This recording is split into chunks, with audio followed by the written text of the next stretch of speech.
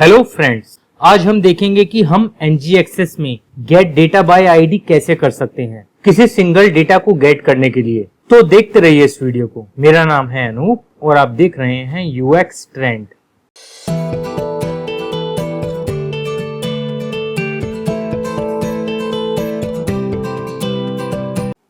Welcome back. दोस्तों, जब भी हमें अपने डेटा के किसी स्पेसिफिक पार्ट को एक्सेस करना होता है तो हम उस स्पेसिफिक पार्ट की आईडी से उस डेटा को एक्सेस करते हैं, जैसे कि एम्प्लॉय बाय आईडी या फिर प्रोडक्ट बाय आईडी। तो हमारे केस में है ये एम्प्लॉय बाय आईडी। अब जैसा आप यहाँ पे देखेंगे हमारे सारे एम्प्लॉयज हमें शो हो रहे हैं। अब हमें अगर किसी सिंगल एम्प्लॉय की डिटेल चाहिए तो हम क्या करेंगे, हम उसके पेज पे जाएंगे। तो उस पेज पे हम उस पर्टिकुलर सिंगल एम्प्लॉय की डिटेल को एक्सेस कर रहे हैं डेटाबेस से। तो आपने देखा ऊपर क्या लिखा है, एम्प्लॉय और स्लैश इस एम्प्लॉय की आईडी। मैं नेटवर्क पे जाता हूं। अब हम वापस चलते हैं, हम दोबारा आते हैं एलेक्स पे। तो अब आपने यहां पे देखा एक HTTP रिक्वेस्ट गई है इसी पर्टिकुलर एम्प्लॉय की, और यहां पे क्या है, तो ये इस सिंगल एम्प्लॉय की डिटेल है। मैं बैक करता हूं, अब मैं जाता हूं एलेक्स जॉनसन पे। तो अब आपने यहां पे देखा एक और HTTP रिक्वेस्ट गई है और इसमें इस सिंगल एम्प्लॉय की डिटेल हमें गेट हुई है HTTP रिक्वेस्ट के थ्रू। तो हम जिस भी एम्प्लॉय पे जाएंगे यहाँ पे HTTP रिक्वेस्ट बढ़ रही है। तो अब हम क्या करेंगे, इस डेटा के लिए HTTP रिक्वेस्ट नहीं करेंगे बल्कि इस डेटा को गेट करेंगे अपनी स्टेट से। अब हम चलते हैं अपने प्रोजेक्ट पे, हम चलते हैं सिंगल एम्प्लॉय के कंपोनेंट में। अब यहाँ पे आप देखेंगे एक प्रॉपर्टी है एम्प्लॉय जिसका टाइप है एम्प्लॉय। इस एम्प्लॉय प्रॉपर्टी का डेटा हम शो करते हैं अपने कंपोनेंट के HTML में। और हमने और क्या किया हुआ है, यहाँ पे एक एक्टिवेटेड राउट की सर्विस को इंजेक्ट किया हुआ है, तो जिससे हमें पता चल रहा है कि इस समय एक्टिवेटेड आईडी क्या है। तो ये सब तो आप लोग वैसे भी करते होंगे अपने प्रोजेक्ट में। उसके बाद हमने क्या किया है, गेट एम्प्लॉय बाय आईडी इस मेथड को कॉल किया है। और ये मेथड क्या करता है, अब एम्प्लॉय सर्विस में हमने एक मेथड बनाया हुआ है गेट एम्प्लॉय बाय आईडी, और ये मेथड क्या करता है, एक HTTP गेट रिक्वेस्ट करता है उस डेटा की जिस डेटा की आईडी हमने यहाँ दी है। तो इस तरह से क्या होता है, हर बार एक HTTP रिक्वेस्ट जाती है। पर अब हम ये काम नहीं करेंगे, तो मैं क्या करता हूं, इस मेथड में से ये सब हटा देता हूं। अब हम सेव करके एक बार चेक करते हैं। तो अब मैं चलता हूं किसी भी एम्प्लॉय पे, तो यहाँ पे हमें कुछ भी शो नहीं हो रहा, कोई नेटवर्क रिक्वेस्ट नहीं जा रही, क्योंकि उस मेथड में से मैंने सब कुछ हटा दिया है। अब हमें यहाँ पे ऊपर आईडी तो शो हो रही है पर पेज पे कोई भी डेटा शो नहीं हो रहा। तो अब हम यहाँ पे यूज करते हैं अपना ngAccess वाला मेथड। तो दोस्तों, पहले हम डिसाइड करते हैं कि हमें करना क्या है। अब हम जैसे ही एलेक्स पे क्लिक करेंगे तो हमें यहाँ पे एलेक्स की डिटेल चाहिए, और ये डिटेल हमारे पास ऑलरेडी स्टेट में है, तो हमें वो डिटेल स्टेट से चाहिए। तो हम जिस पे भी क्लिक कर रहे हैं उसको हम एक सिलेक्टेड एम्प्लॉय मान सकते हैं कि इस एम्प्लॉय को हमने सिलेक्ट किया है। तो अब क्या होगा, हमें स्टेट से अपना वो सिलेक्टेड एम्प्लॉय गेट करना है।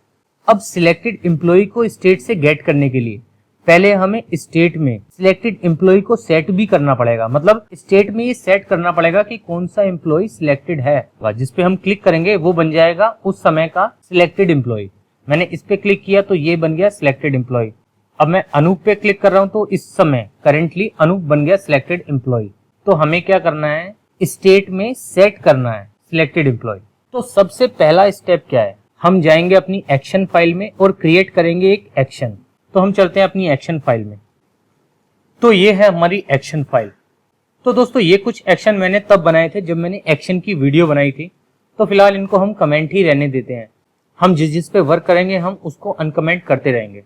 तो अब हम यहाँ पे क्रिएट करते हैं अपना दूसरा एक्शन, जो कि क्या होगा, सेट सिलेक्टेड एम्प्लॉय। तो हम क्या लिखेंगे, वही export class set selected employee. अब इसमें हम क्या लिखेंगे, वही लिखेंगे static read only type employee और यहाँ पे सेट। जैसा कि मैंने आपको पहले भी बताया था कि जब भी हम कोई एक्शन क्रिएट करते हैं तो हमें ये तीन चीजें तो लिखनी पड़ती हैं। तो मैं लिखता हूँ स्टैटिक रीड ओनली टाइप, और उसके बाद मैं ये कॉपी कर लेता हूँ एम्प्लॉय। अब हमें यहाँ पे गेट की जगह लिखना है सेट। तो दोस्तों, जब भी हम किसी एम्प्लॉय को सेट करेंगे एज ए सिलेक्टेड एम्प्लॉय तो हमें वहां पे कुछ चाहिए होगा जिसकी हेल्प से हम ये बता पाए कि कौन सा एम्प्लॉय सिलेक्टेड है, और हमें क्या चाहिए होगा, आईडी। अब मैंने आपको पहले बताया था कि हम जब एक्शन यूज करते हैं तो एक्शन में जब भी हमें कोई पैरामीटर पास करना होता है तो वो हम कैसे करते हैं, कंस्ट्रक्टर में, जैसे मैंने यहाँ पे कर रखा है। तो हमें लिखना है कंस्ट्रक्टर। अब कंस्ट्रक्टर के पैरामीटर में हमें आईडी पास करनी है, तो हम क्या करेंगे, पब्लिक आईडी, और इसका टाइप क्या होगा, स्ट्रिंग। तो ये बन गया हमारा सेट सिलेक्टेड एम्प्लॉय का एक्शन। तो अब हम इस फाइल को बंद कर सकते हैं।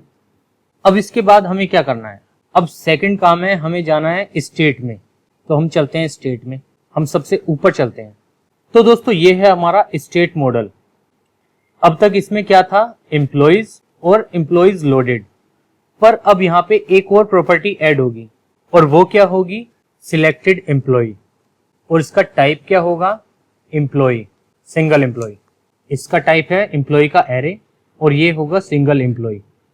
अब आप देखेंगे कि यहाँ पे जो डिफॉल्ट है, यहाँ पे फिर एरर की लाइन शो हो रही है क्योंकि यहाँ भी हमें सिलेक्टेड एम्प्लॉय डालना पड़ेगा। तो हम यहाँ देंगे कोमा और लिखेंगे सिलेक्टेड एम्प्लॉय, और शुरू में सिलेक्टेड एम्प्लॉय क्या होगा, कोई नहीं होगा, तो नल। तो ये हमारा स्टेट मॉडल और स्टेट डेकोरेटर का काम हो चुका है। अब हम चलते हैं नीचे। अब दोस्तों मैंने आपको लास्ट वीडियो में भी बताया था जब हमने एम्प्लॉय लोडेड को इम्प्लीमेंट किया था कि जब भी हमें स्टेट से कुछ डेटा चाहिए होता है तो हमें उसके लिए सिलेक्टर बनाना पड़ता है। जैसे कि जब हमें स्टेट से एम्प्लॉइज का डेटा चाहिए था तो हमने क्या किया था, एक सिलेक्टर बनाया था, गेट एम्प्लॉय लिस्ट, और ये सिलेक्टर हमें रिटर्न करके देता था एम्प्लॉइज जो स्टेट में अवेलेबल हैं। और उसके बाद जब हमें एम्प्लॉय लोडेड की इंफॉर्मेशन चाहिए थी कि एम्प्लॉय लोडेड है या नहीं, तो इसके लिए भी हमने क्या बनाया, एक सिलेक्टर।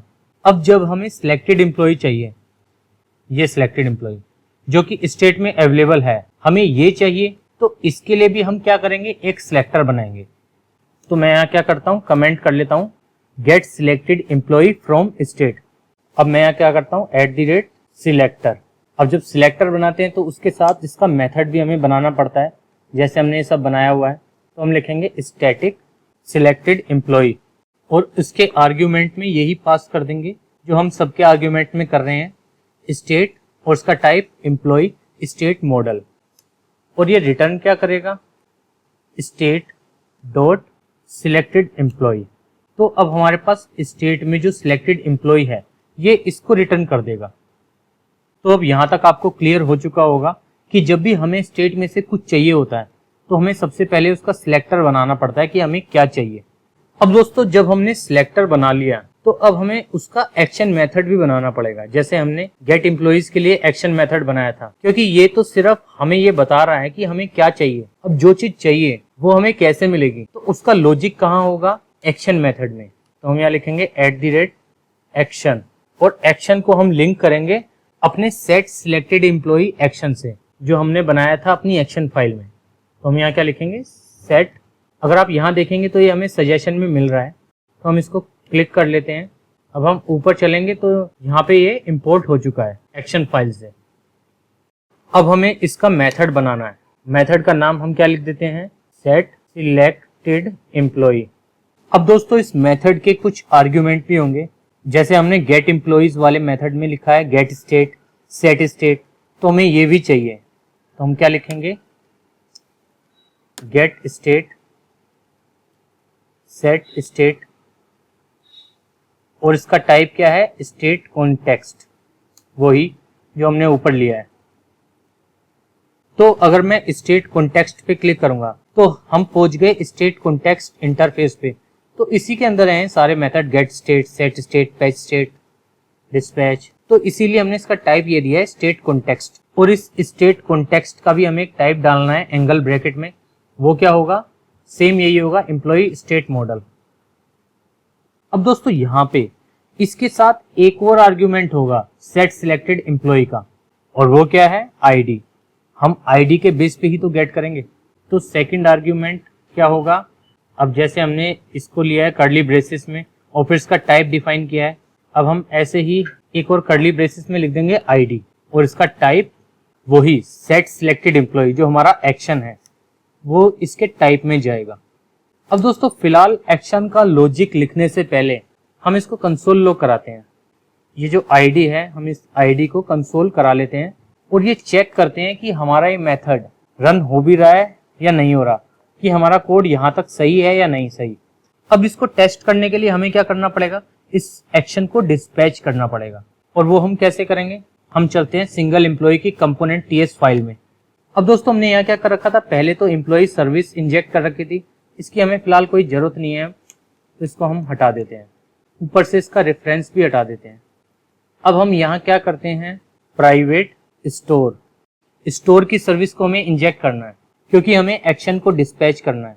अब जैसे हमने एम्प्लॉय कंपोनेंट में एक्शन को डिस्पैच किया था, तो हमने कैसे किया था, this dot store dot dispatch new get employee, और इस स्टोर सर्विस को इंजेक्ट किया था कंस्ट्रक्टर में। उसी टाइप से हमें यहाँ पे करना है। तो हम क्या लिखेंगे, स्टोर, और यहाँ हम क्लिक कर लेंगे तो ये स्टोर इंपोर्ट हो जाएगा ngxs/store से। अब हमें क्या करना है, ये जो मेथड हम कॉल कर रहे हैं इसमें हम लिखेंगे this dot store dot dispatch. अब यहाँ पे हम लिखेंगे अपने एक्शन का नेम, और एक्शन को हम डिस्पैच कैसे करते हैं, जैसे ये जो भी हमारे एक्शन हैं इनको हम जब भी डिस्पैच करते हैं तो हम न्यू कीवर्ड के थ्रू करते हैं। तो हम लिखेंगे यहाँ पे न्यू सेट सिलेक्टेड एम्प्लॉय। मैं इस पे क्लिक कर लेता हूँ। अब हमें इसमें एक आर्ग्यूमेंट भी देना है, और वो आर्ग्यूमेंट क्या होगा, ये आईडी। तो अब आपने देखा वो एरर भी यहाँ से चली गई। तो अब ये हमारा एक्शन हो रहा है डिस्पैच। तो फिलहाल हम इतना चेक करते हैं कि हमारा ये सारा काम सही हो रहा है और हमारा कोड यहाँ तक जा रहा है कि नहीं जा रहा। तो हम चलते हैं अपने कंसोल में। अब मैं किसी भी एम्प्लॉय पे क्लिक करता हूँ तो अब आपने देखा, मैं इसको जूम कर देता हूँ, employee.state.ts line number 68, line number 68 पे हमने क्या किया हुआ है, कंसोल लॉग आईडी, जो भी हमारा सिलेक्टेड एम्प्लॉय है, जिस एम्प्लॉय के पेज पे है उसकी आईडी। तो ये वाली जो आईडी है वो हमें यहाँ पे कंसोल में मिल रही है। मैं किसी और पे जाता हूँ तो अब हमें यहाँ पे दूसरी आईडी मिल रही है जो कि इस वाले एम्प्लॉय की है। तो इसका मतलब क्या है कि यहाँ तक हमारा सारा काम ठीक हो रहा है। अब हमें क्या करना है, अब जैसे हमने जब गेट एम्प्लॉइज किया था तो हमने क्या किया था, एक कांस्टेंट बनाया था स्टेट, और उसको किसके इक्वल किया था, गेट स्टेट के। तो इस स्टेट में हमें स्टेट का डेटा मिल गया था। अब वैसे ही हम यहाँ भी करेंगे, हम लिखेंगे const state is equal to get state. मैं यहाँ पे स्टेट को कंसोल करा लेता हूँ। अब हम चेक करेंगे, तो मैं चलता हूँ किसी भी एम्प्लॉय पे, तो अब हमें यहाँ पे स्टेट का सारा डेटा मिल गया। अब हम क्या करते हैं, हम एक और कांस्टेंट बनाते हैं, emp लिस्ट, यानी कि एम्प्लॉय लिस्ट। और ये क्या होगा, ये वाला स्टेट डॉट एम्प्लॉयज। मैं इस emp लिस्ट को कंसोल कराता हूँ। अब हम चलते हैं किसी एम्प्लॉय पे, तो अब हमें यहाँ पे लाइन नंबर 71 पे क्या मिल रहा है, एम्प्लॉय लिस्ट।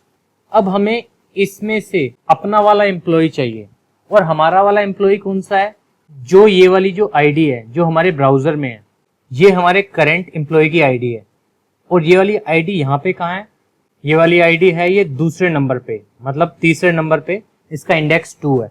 तो ये वाला जो एम्प्लॉय है वो है हमारा सिलेक्टेड एम्प्लॉय। अब हमें किसी तरह इस वाले एम्प्लॉय को सेट करना है एज ए सिलेक्टेड एम्प्लॉय। तो अब उसके लिए हमें पहले ये वाला इंडेक्स गेट करना पड़ेगा, ये जो 0 से 4 तक इंडेक्स आ रहे हैं।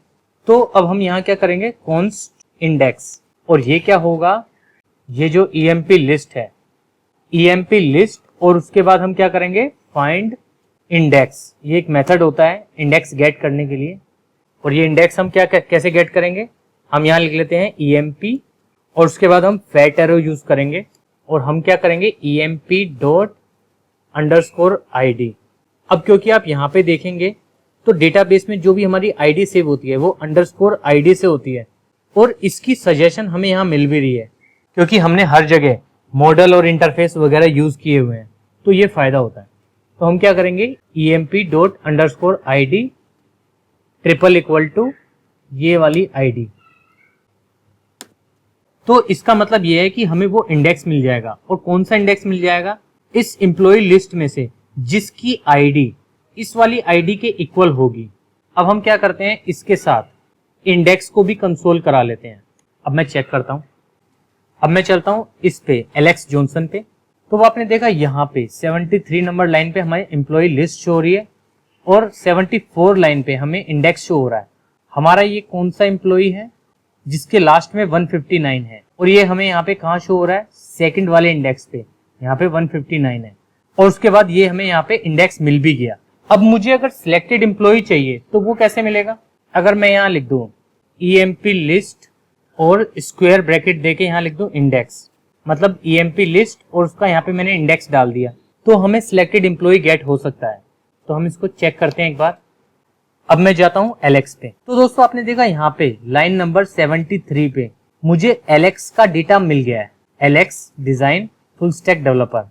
मैं ABCD पे जाता हूँ तो यहाँ पे मुझे क्या डेटा मिला, ABCD।